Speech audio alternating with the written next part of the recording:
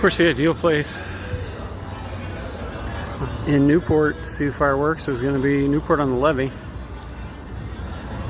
And if you can't get a place to sit outside, there is the actual levee. Across the Purple People Bridge is the Serpentine Wall over in Cincinnati.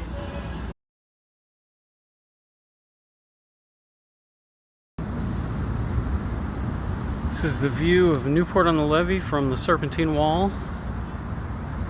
So this is on the Cincinnati, Ohio side. And the fireworks will be going off between these two bridges.